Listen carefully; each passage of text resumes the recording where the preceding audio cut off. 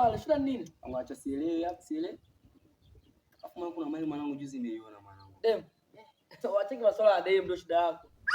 Hii dunia unawaza tena nini? So kuna mali niliona. Unawaza maisha mwanangu. Maisha wapi? Wameshenyea haya mafupi afu mwanangu. Afu mwanangu unajua sana mwa wote unaumaliza huko mwanangu. Mimi nimekupa mwanangu mali afu unachukua wote unaumaliza. Mimi ninavyowaza hapa sielewi hapo. Ninavyowaza.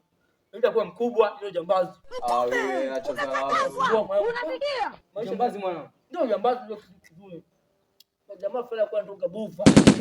Bufa kama vile namfahamu jamaa. Sasa kama mrefu hivi amejaa. Afu sasa bila Mungu sasa tujaze na milia hapa kwa. Nzuri, yani kupiga mtu unaona mwili wa hapa mna kitu.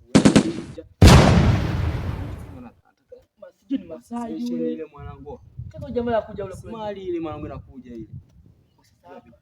Una kiswa? Ndio mali mwanangu leo. Tulia wewe kausha hivyo kaa kutulia. Salama umeimarishwa kila mahali.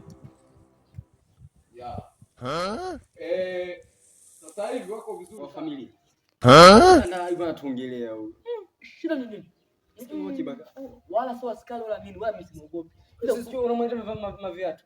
Yaani na viatu vya kawaida. Kwa hiyo kidogo muogope. Waza hapa na kiteremka hapo.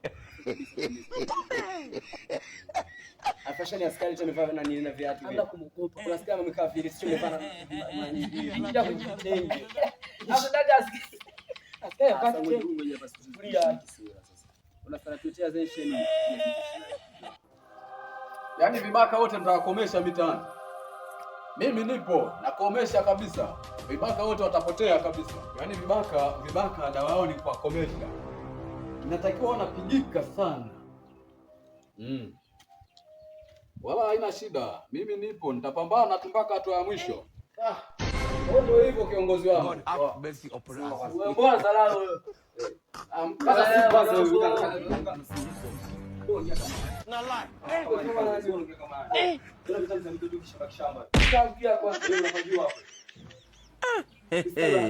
Na sasa huyu mnajipenda wazee.